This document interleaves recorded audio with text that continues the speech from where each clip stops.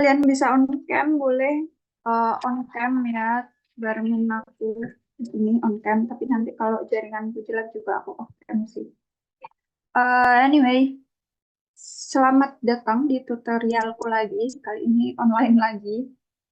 Kebetulan PPDH juga masih libur. Sebenarnya bisa offline, tapi ya kita online aja buat minggu ini. Siapa tahu minggu depan teman-teman berkenan untuk offline, kita ketemu offline karena ternyata tutor terakhir itu di minggu depan. Jadi aku kan kemarin bilang kalau ilmu penyakit Helmin itu ada 4 pertemuan, ternyata cuman ada 3 pertemuan. Jadi cek feses yang minggu kemarin, kemudian bedah saluran cerna pada unggas di minggu ini, dan yang terakhir nanti ada bedah saluran cerna ruminansia di minggu depan. Jadi minggu depan terakhir praktikum, di minggu tenang kita akan mengadakan ujian praktikum. Jadi semangat ya teman-teman. Oke, mungkin sebelum kita mulai tutorial kita pada malam hari yang berbahagia ini, ada baiknya kalau kita berdoa terlebih dahulu. Berdoa sesuai dengan keyakinan masing-masing, berdoa dimulai. Amin. Oke, nih aku jelasin, mungkin aku jelasinnya agak cepat karena aku ngerasa kita udah agak kemalaman tutor jam segini. Jadi nanti kalau misalkan aku menjelaskan dan kalian kurang paham, langsung di-cut aja, langsung raisen atau langsung potong aja, bilang Kak, boleh diulang nggak? Atau Kak, yang ini apa masih nggak paham gitu. Bebas saja. Terus ya gitu deh. Oke, kita mulai tutorial penyakit parasitik, ilmu penyakit Helmin yang kedua, yaitu bedah saluran cerna unggas. Seperti yang telah kalian lakukan sebelumnya, pokok bahasan kita itu ada bedah saluran cerna unggas dan cacing pada saluran cerna unggas.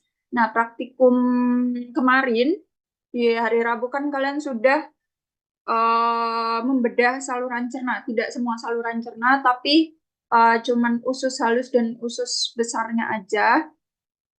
Nah, bedah saluran cerna unggas tujuannya itu untuk apa? Untuk mengidentifikasi cacing pada gastrointestinal ayam. Nah, seperti yang kita ketahui, cacing itu kan bagian dari endoparasit. Tapi memang ada sebagian besar dia yang ektoparasit. Oh, bukan, tetap endoparasit itu kan ya, walaupun di subkutan.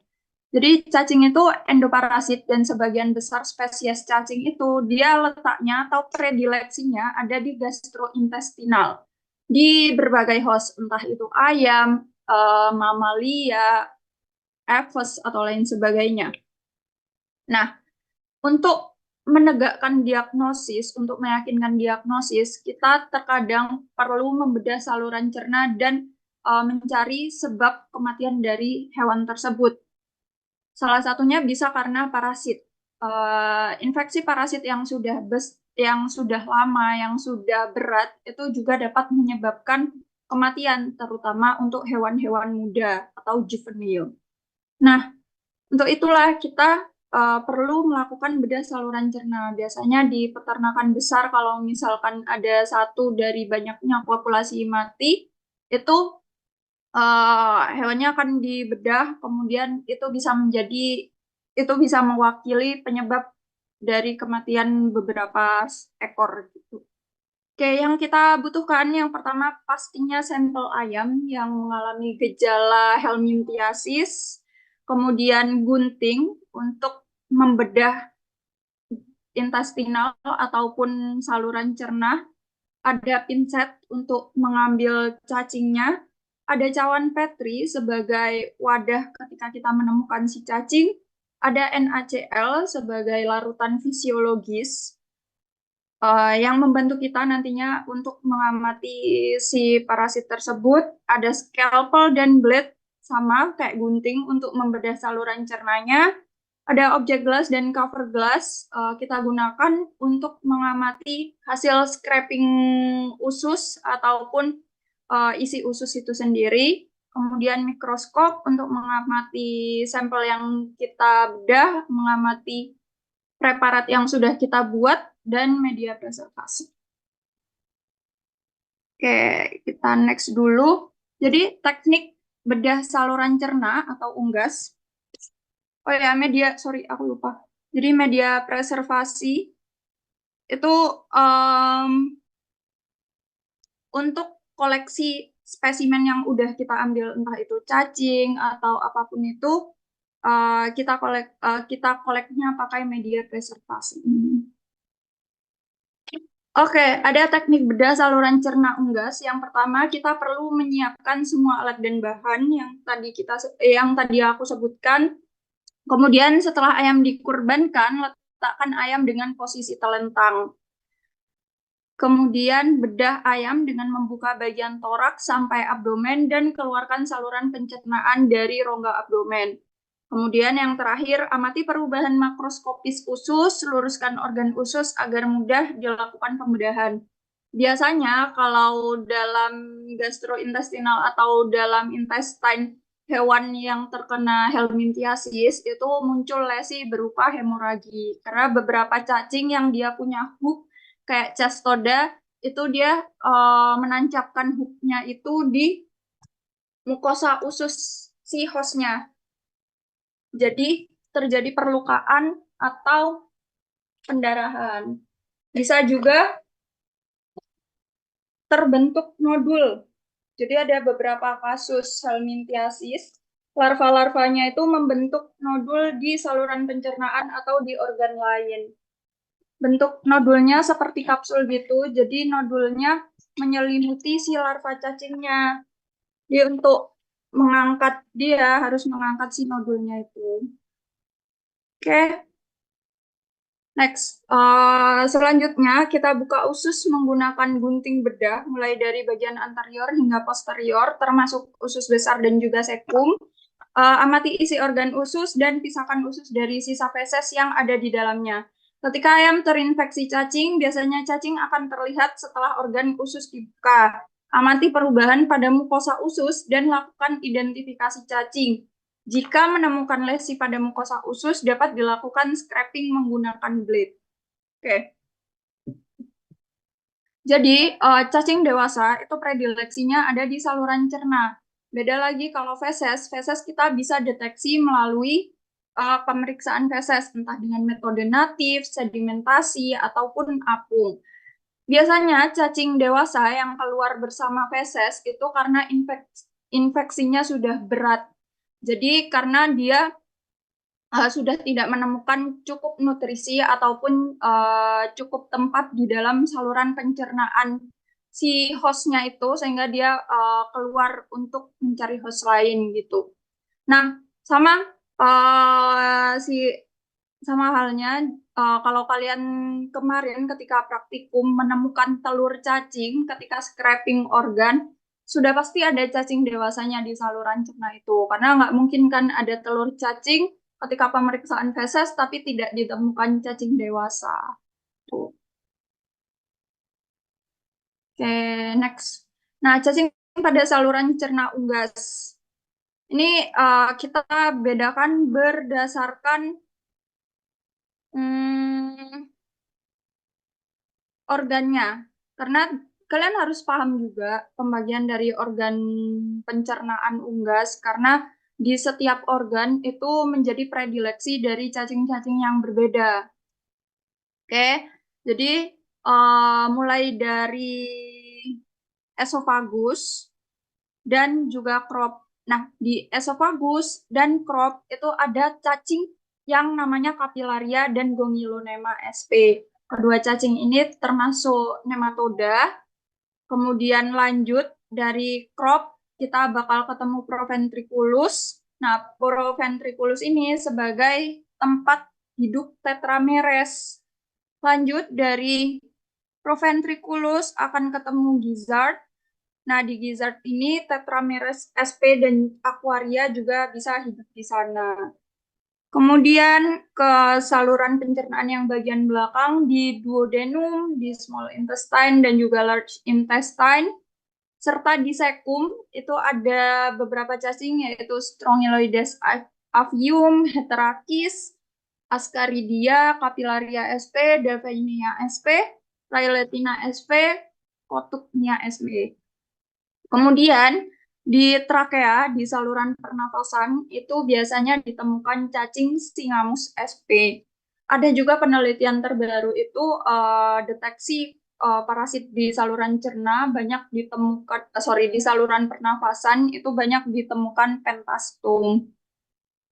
Tapi kebanyakan pentastum itu ada di reptil dan di unggas atau di burung itu masih sedikit sekali literaturnya.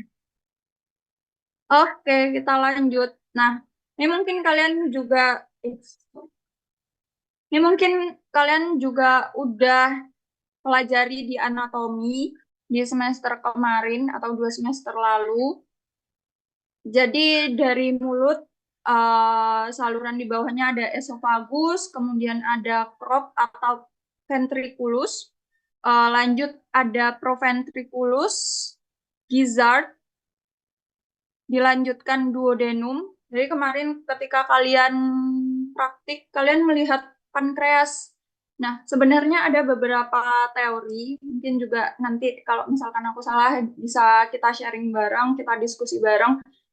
Setauku dan sepemahamanku itu ada dua asumsi untuk batas small intestine antara duodenum, jejunum, dan ileum. Yang pertama itu dari jejunum, dari duodenum itu batasnya cuma dari loop yang mengelilingi pankreas. Kemudian pankreas sampai dia ketemu di ventriculomecal itu namanya jejunum. Kemudian dari di ventriculomecal sampai ujung sekum itu namanya ileum. Kemudian ada lagi yang bilang kalau dari ujung pankreas sampai di ventriculomecal itu namanya duodenum. Kemudian dari di ventriculomecal sampai sebatas sekum itu adalah jejunum dan ileum hanya sebatas lurusan dari sekum aja. Jadi antara tiga saluran ini itu sejajar antara sekum dan juga ileum. Tapi untuk sekarang kita menganut yang pertama, yaitu dari duodenum yang hanya lengkungan pankreas, kemudian dari ujung lengkungan pankreas sampai di ventriculomecal itu sudah masuk jejunum, dan dari di ventriculomecal sampai ileum itu sudah masuknya ke di ventriculomecal sampai ujung sekum itu sudah masuk ileum, dan kita punya dan unggas punya dua sekum, sepasang sekum, kemudian large intestine dan kloaka. Oke, next. Oke, organ esofagus dan crop. Nah, parasit yang bisa kita temukan diantaranya adalah Capillaria annulata.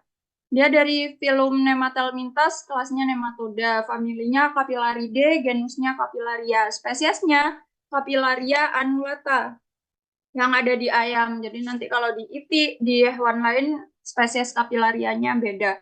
Dan ya, Capillaria ini juga bisa ditemukan di reptil, predileksinya di esofagus dan juga di crop. Inang utamanya ayam, dia nggak punya inang perantara, jadi infeksinya secara langsung atau direct infection. Stadium infektifnya larva 2, kepentingannya kapilariasis. Kontrolnya dengan piperazine, fenbendazole, sanitasi kandang. Apa sih ayam yang menunjukkan gejala klinis itu seperti apa? Biasanya ayam muda paling rentan terhadap infeksi.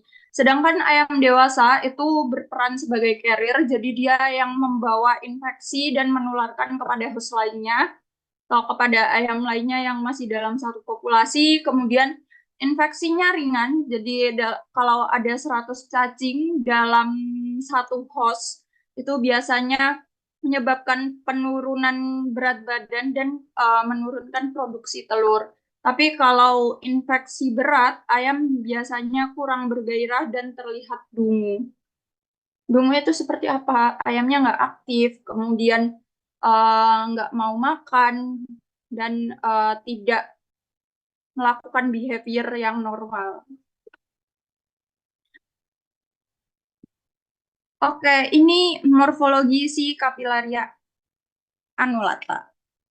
Ini si ceweknya, dia punya vulva, bentukannya seperti lengan baju, dan kalau kalian lihat, ini adalah telur-telur dari Capillaria annulata. Terus ini si cacing jantan, ini dia punya spikula. Dia kalau spikula, diingat-ingat lagi, spikula itu seperti penis ya kalau di manusia. Dia sebagai alat kopulasi bagi si cacing ini. Dan ini ujung distal dari spikulanya. Dia punya selubung, jadi kalau di hewan mamalia tuh preputium gitu ya. Kalau di cacing namanya spicular sheath. Sheath. Oke. Nah, ini bentukan telur dari si cacing capillaria, dia bentukannya kayak lemon. Terus dia punya polar plug di kedua ujungnya, dan ini bentukan morula dari si cacingnya. Itu biasanya kita menjumpai ini di feses. Oke, lanjut ke organ proventriculus dan ventriculus. Ini Tetrameres sp yang biasa kita temukan. Gejala klinis kalau hewan itu terkena Tetrameres sp itu ada anemia, kemudian hewan mengalami kekurusan, bulunya kusut, lesu, diare berair, dan malas bergerak. Predileksinya itu ada di proventriculus dan juga ventriculus. Kemudian inang utamanya adalah unggas, inang perantaranya kecoa, cacing tanah, dan belalang. Karena biasanya unggas itu kan suka makan hewan-hewan tanah. Nah, hewan-hewan tanah ini sebagai perantara masuknya cacing ke dalam tubuh si host utama atau definitif hostnya. Stadium infektifnya adalah telur infektif, jadi yang ditularkan oleh hewan-hewan tanah ini, kemudian kepentingannya tetrameriasis, kontrolnya dengan pengendalian hospes perantara. Ada dua spesies yang sering ditemukan, yaitu Tetrameres americana, yang hostnya adalah ayam, dan Tetrameres piscipina, yang hostnya adalah itik, angsa, dan burung liar. Nah, kalau kalian menemukan bentukan nodul di daerah proventriculus, bisa jadi itu adalah nodul-nodul dari cacing tetrameres. Nah, ketika dibuka, ini si cacing tetrameresnya. Nah, kayak nodul benjolan itu, ketika dibuka dia ada cacingnya seperti ini. Nah, ini si tetrameres yang kayak ini.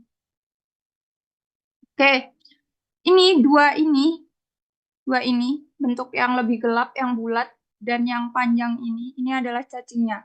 Kok seperti itu bentukan cacing, Kak? Jadi cacing tetrameres ini ada bentukan female dan male-nya itu berbeda. Male dia bentukannya lonjong, panjang, dan berwarna putih. Tapi kalau female dia bentukannya agak nyeleneh daripada cacing-cacing lain. Dia bentukannya bulat, gemuk, kemudian warnanya merah darah, dan kedua ujungnya itu meruncing. Jadi kalau kalian melihat ada bentukan nodul seperti ini, ketika membelah proventriculus, bisa jadi itu bukan clotting darah, tapi adalah cacing Tetrameres sp. Nah, kalau ditemukan berdua gini, artinya dua cacing ini sedang berkopulasi. Seperti itu. Oke, next. Nah, ini kalau di bawah mikroskop, ini bentukannya seperti buah pir dan kedua ujungnya meruncing. Ini sih Tetrameres female. Oke, lanjut ke organ usus halus, sekum, dan kolon. Jadi Rayletina sp itu yang banyak kita temukan selain Ascaridia gali. Ada 3 spesies yang kita juga belajar di semester sebelumnya, dan coba diingat-ingat lagi bedanya di mana. Yang pertama itu ada Rayletina tetragona yang hostnya ada di ayam, burung, merpati, dan ayam. Ayam, burung, merpati, dan ayam. Agak ngantuk ini yang buat. Terus Rayletina echinobotrida di unggas, dan Rayletina cesticillus yang merupakan cacing pada ayam, burung mutiara, dan juga kalkun. Predileksinya di usus halus, entah itu di jejunum, duodenum, ataupun ileum. Inang perantaranya Tetramorium castitum atau semut genus Peidole dan Musca domestica. Stadium infektifnya cysticercoid, kepentingannya cestodosis, pengendaliannya pemberian obat cacing atau antelmika sedini mungkin sedini mungkin untuk memotong siklus hidup cestoda, kemudian bisa dengan sanitasi kandang dan pemberian fenbendazole sebagai antiparasit. Nah, cacing Rayletina sp ini tuh kebanyakan kalau kita bedah di saluran cerna, bentuknya dia seperti benang, tipis sekali. Kemudian dia bersegmen-segmen karena dia termasuk dalam cestoda, family Davinidae. Dia parasit yang infeksinya tuh cukup berat pada unggas. Gejala klinisnya nafsu makan menurun, lesu, kemudian selalu haus, kelemahan dan mudah lelah, kurusan, dan anemia. Nah, pada infeksi berat, dia dapat menyebabkan kematian pada hewan muda. Produksi telurnya menurun pada ayam petelur. Jadi, Rayletina ini memang menjadi permasalahan global peternak yang masih belum mengedepankan penggunaan antelmentika. Oke, Rayletina sp, ini bentukan fotonya dari lab kita sendiri yang berhasil kita kolek dari hasil nekropsi.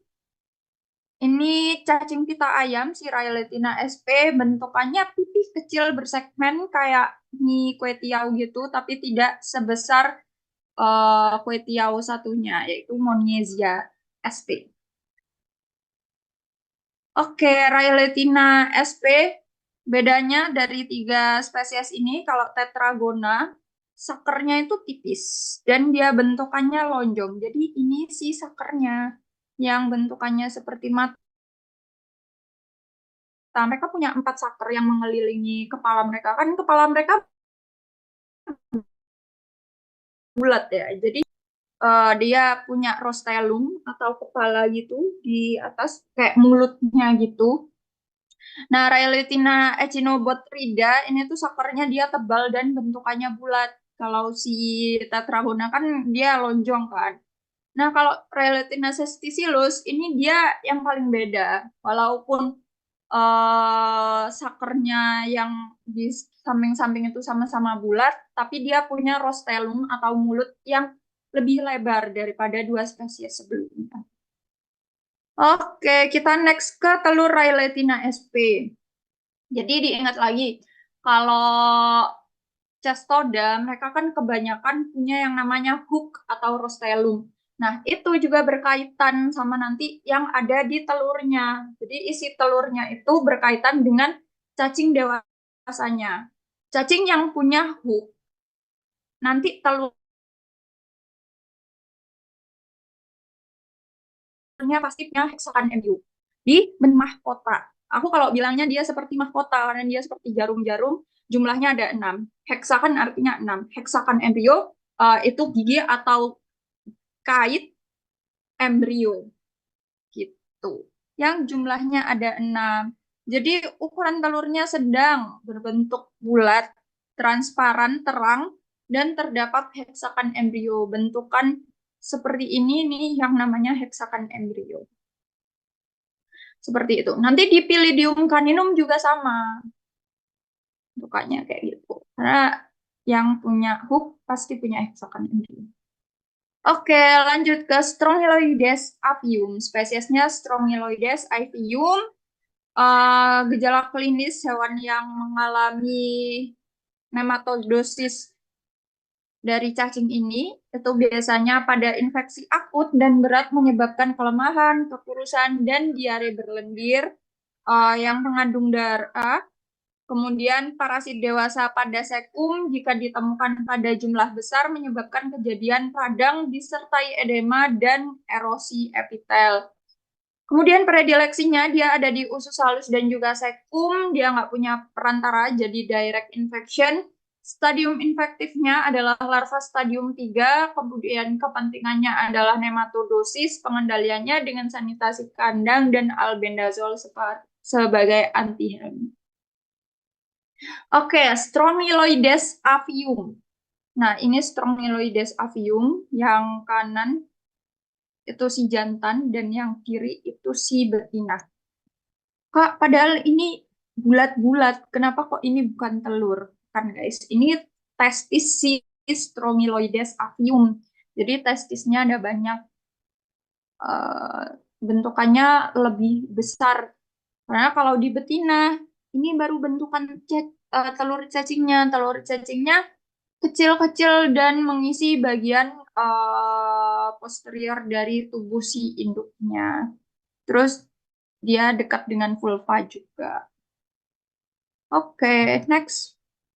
Nah, ini bentukan Strongyloides avium dalam kapsul telur.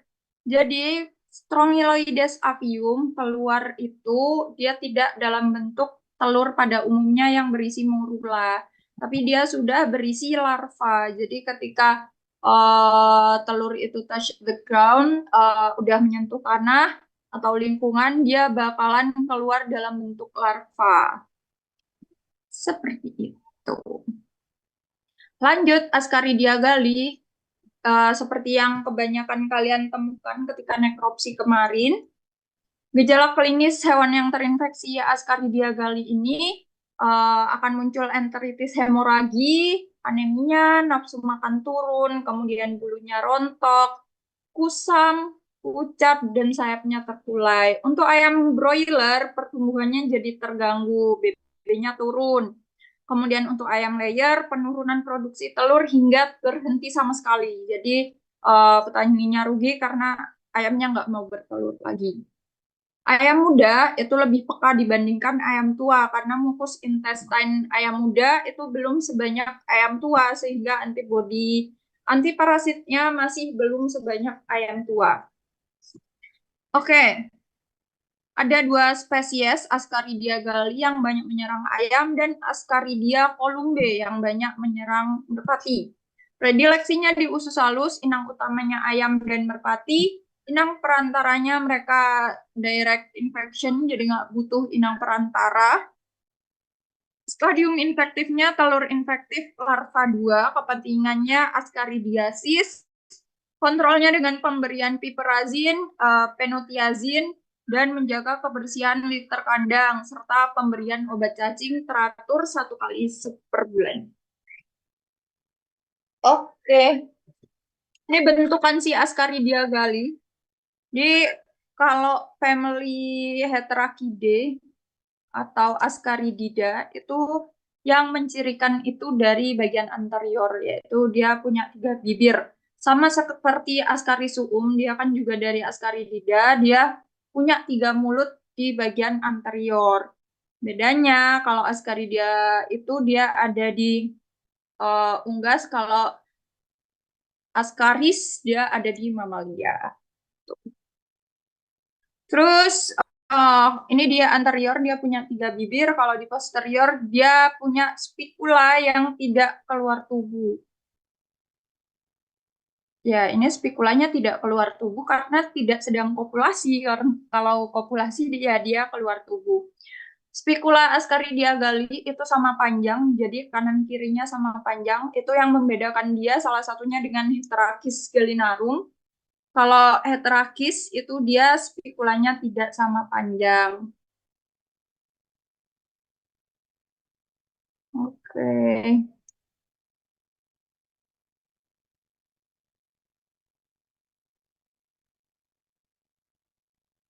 Kita lanjut. Ini adalah bentukan telur Ascaridia gali. Dia bentuknya oval, tidak bersegmen, dan kerabangnya lembut. Ini maksudnya kerabang lembut gimana, Kak? Emang kita bisa rasain itu lembut kasar seperti salak atau seperti apa? Jadi kerabang lembut itu maksudnya si kulitnya ini lurus gitu loh, guys. Kayak nggak bertekstur. Dia halus gitu. Karena beda kan kayak si Toxocara dia kan punya pitted surface, dia bergelombang gitu. Jadi tepiannya tidak rata dan tidak lembut gitu. Kalau si Ascaridia galli ini dia tepiannya lembut. Oke, lanjut ke Heterachis gallinarum. Kalau Heterachis gallinarum, dia masih satu family sama Ascaridia galli. That's why mereka sangat mirip, cuman beda ukuran dan predileksinya.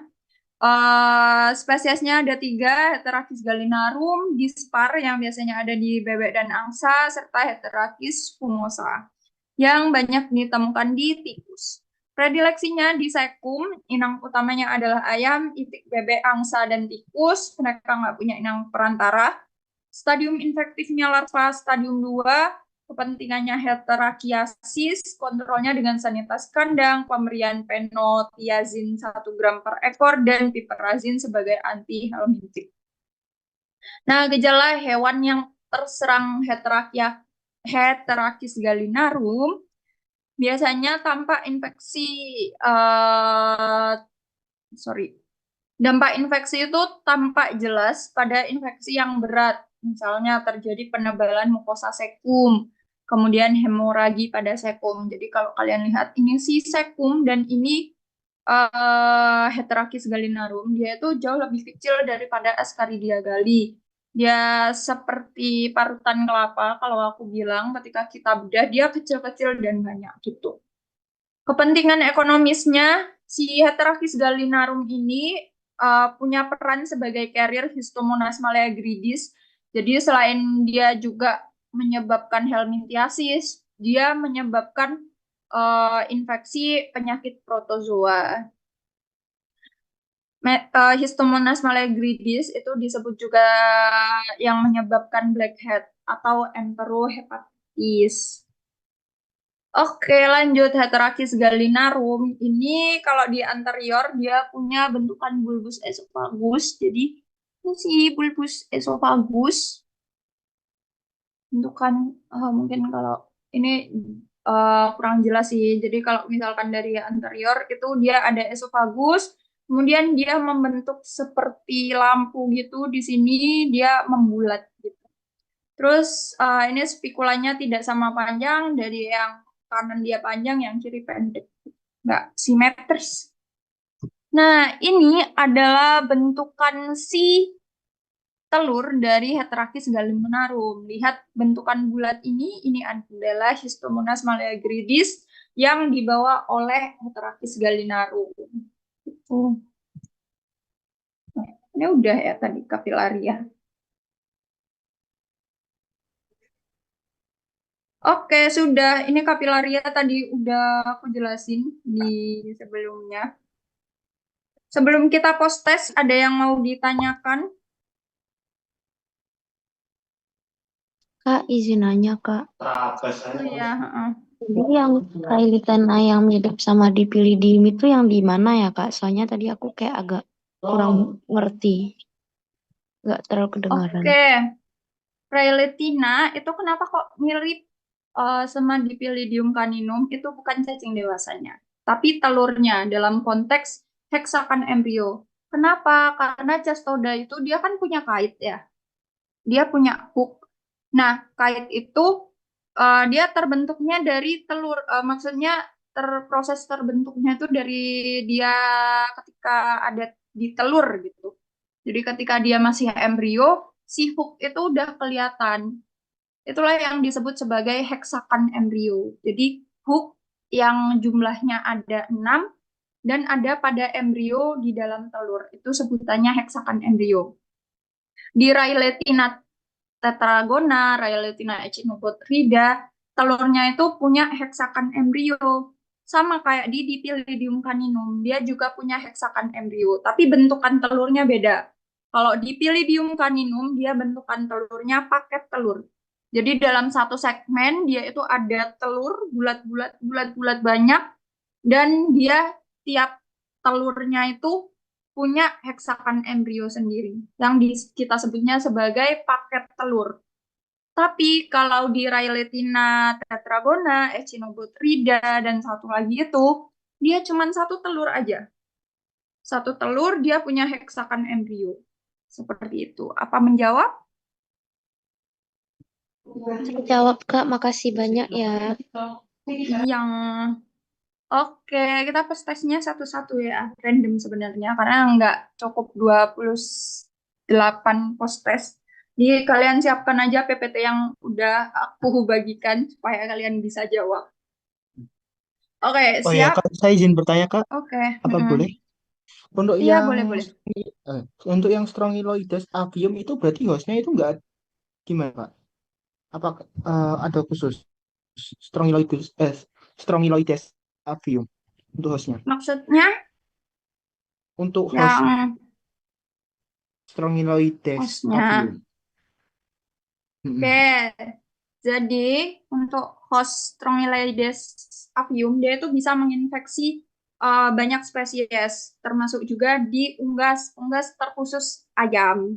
Tuh, mungkin di sini nggak dimasukin, tapi si Strongyloides avium khusus untuk spesies ini, itu dia menginfeksi ayam. Tapi Strongyloides ini juga bisa menginfeksi mamalia, bisa menginfeksi reptil, dan bisa menginfeksi burung juga. Jadi nggak cuma ayam, cuman spesiesnya beda-beda. Seperti itu. Menjawab Oke, nggak Kak, kayak terima gitu? kasih banyak. Terima kasih banyak, Kak. Iya, sama-sama. Mm-mm. Oke, kita post tes ya. Wow, cuman berapa menit ya kita? Tapi kalian paham kan guys, aku menjelaskan atau aku menjelaskannya kecepatan? Kalau aku menjelaskannya kecepatan atau kalian tidak paham, bilang aja nggak apa-apa. Nanti bisa kita ulang lagi, bisa kita diskusikan lagi. Daripada kalian tutor kan ya, udah malam, capek, belum kerjain ini itu, tapi tetap nggak paham kan sayang juga. Oke, kita post tes langsung ke Jihan WK. Jihan atau WK. Iya, Kak. Oke, coba sebutkan urutan saluran pencernaan ayam dari anterior hingga posterior secara urut.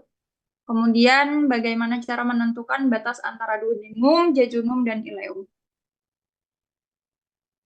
Urutan saluran pencernaan ayam itu dari mulut, terus esofagus, terus crop, proventriculus, ventriculus, terus ada duodenum, ada pankreas, terus ada usus halus sama sekum, terus usus besar ke kloaka.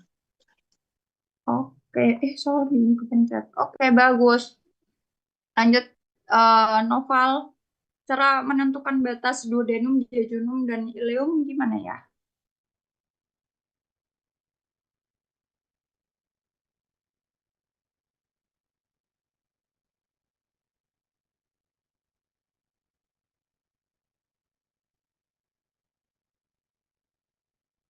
Mm-mm.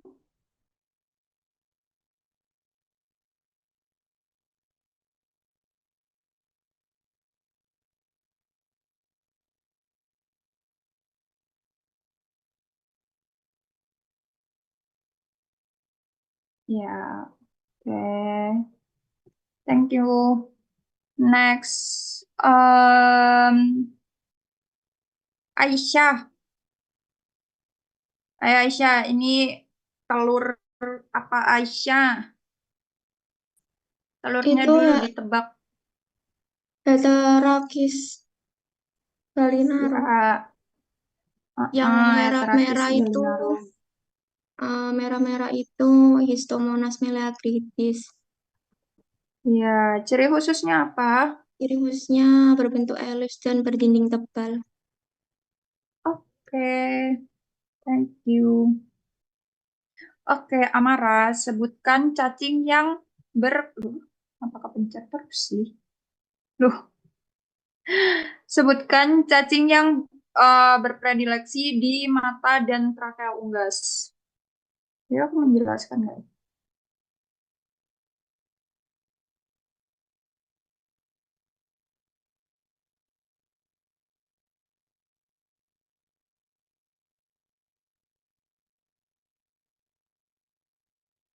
Halo, Amara? Kayak aku lupa menjelaskan ini ya. Kalau di mata, dia tuh kalian ingat Oxyspirura mansoni? Dia itu ada di mata unggas. Oke. Kenapa ada yang nyusup ya?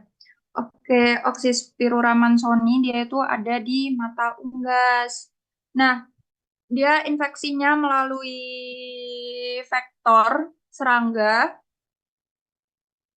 kecoa. Jadi unggas kan juga makan serangga kan. Biasanya ayam yang makan serangga yang membawa larva infektif dari Oxyspirura ini terinfeksi. Nah, Kak, bagaimana bisa Kak dari serangga yang dimakan kok bisa ke mata? Jadi awalnya larva ini bakalan hidup di daerah pencernaan terlebih dahulu. Nanti kalau dia sudah mencapai dia udah hatching gitu ya, udah berada di saluran pencernaan, dia bakalan bermigrasi ke tempat predileksinya itu untuk melakukan kegiatan seksualnya. Nah, dia tuh naik sampai ke bagian orofaring. Nah, di orofaring itu masuk ke area pernafasan. Nah, di hidung ini kan kita punya kita punya unggas itu punya saluran yang menghubungkan antara nostrilnya dia dan matanya kan. Nah, dia si cacingnya itu bakalan bermigrasi dari saluran pencernaan dari daerah nostril itu ke daerah mata. Dan nantinya si Oxyspirura mansoni ini akan berpredileksi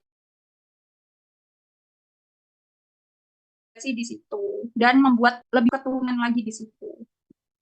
Seperti itu. Oke, next ke Dimas. Halo Dimas. Halo Kak. Oke, Dimas, boleh tolong sebutkan preservasi yang dapat dilakukan untuk koleksi sampel cacing pasca bedah saluran cerna unggas. eh Pakai ini Kak, alkohol gliserin sama Hmm, formalin disimpan di oke, situ. ya bagus. Padahal tadi aku tidak menjelaskan, tapi oke. Jadi preservasi koleksi sampel itu bisa dengan berbagai larutan, tergantung seberapa lama kalian mau simpan dan jenis sampelnya. Kalau untuk preservasi cacing, penyimpanan cacing, kita banyak menggunakan formalin. Kenapa kok banyak menggunakan formalin? Karena dia lebih awet dan tidak merusak struktur organ.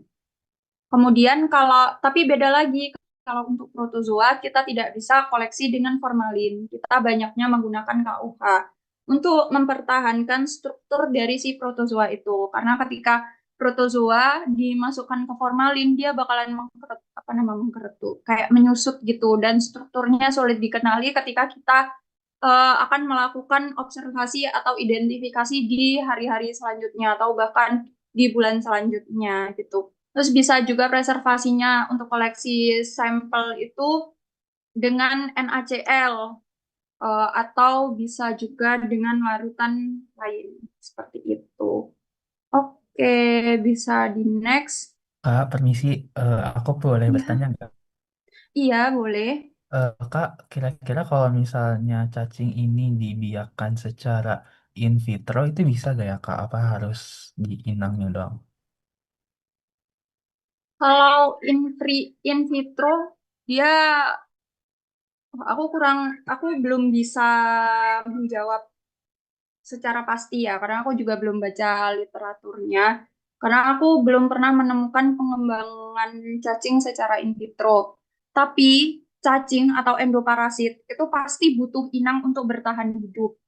Jadi kalau misalkan in vitro yang kalian bayangkan seperti bakteri dan lain sebagainya, aku rasa itu tidak bisa.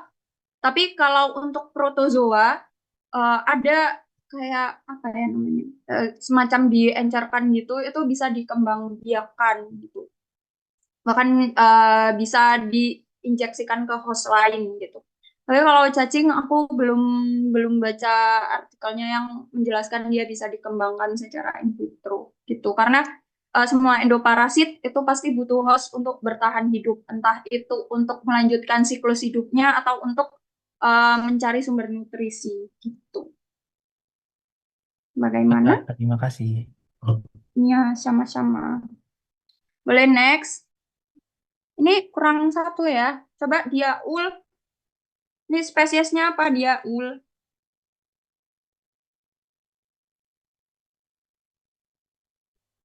Diaul lagi di mana ya? Bisa menjawab. Halo, Mbak. Oke. Apakah masuk ya? Iya, masuk. Relitina bukan? Ya. Iya, Railetina, bener. Dia termasuk cacing apa? Family apa?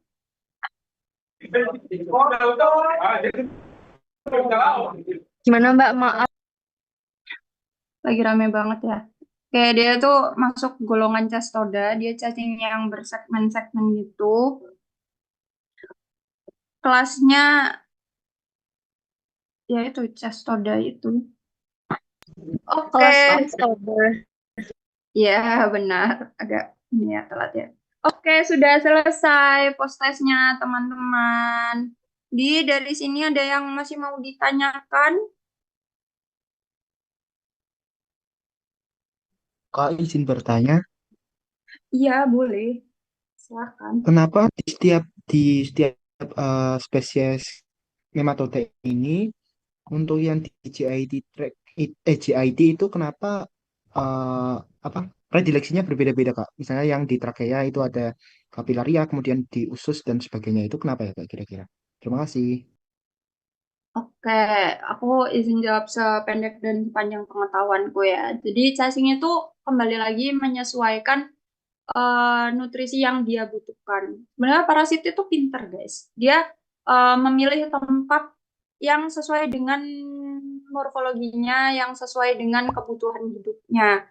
Jadi kalau Tetrameres, dia membutuhkan tempat di bagian proventriculus ataupun di bagian crop, itu karena dia kan membentuk nodul. Dan di daerah situ yang paling memungkinkan untuk dia tidak terkena zat-zat kimia yang destruktif dari organ reproduksi, organ gastrointestinal. Karena kalau di usus ataupun di bagian lambung, dia kan punya zat-zat kimia yang destruktif untuk parasit dan juga mikroorganisme lain kan.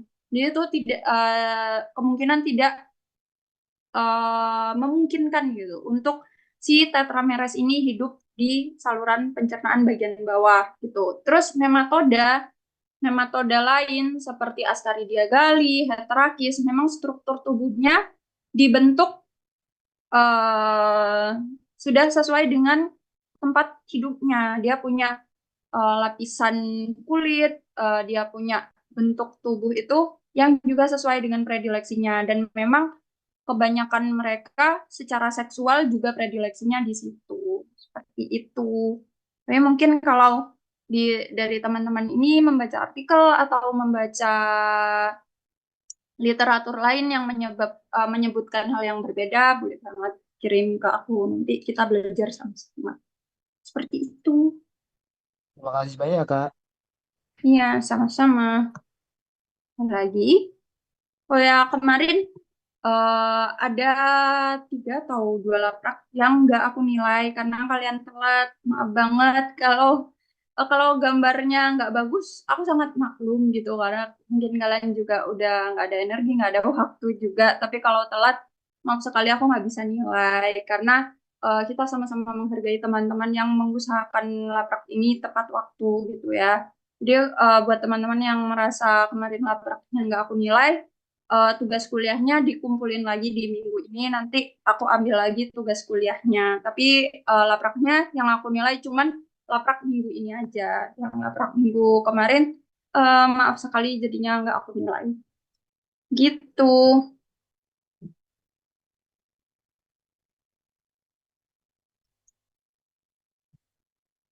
Gimana?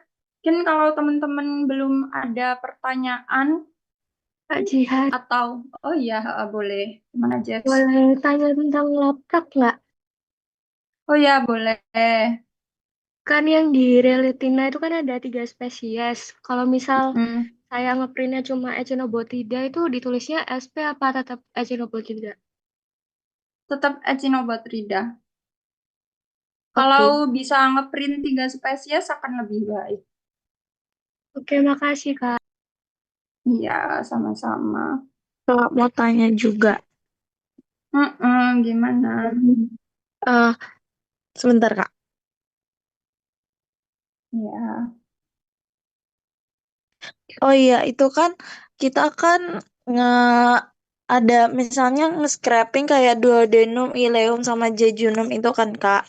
Mm-mm. Nah, itu di bagian hasilnya itu ditaruh lampiran foto semua tak Kak? Atau misalnya atau gimana ya Kak?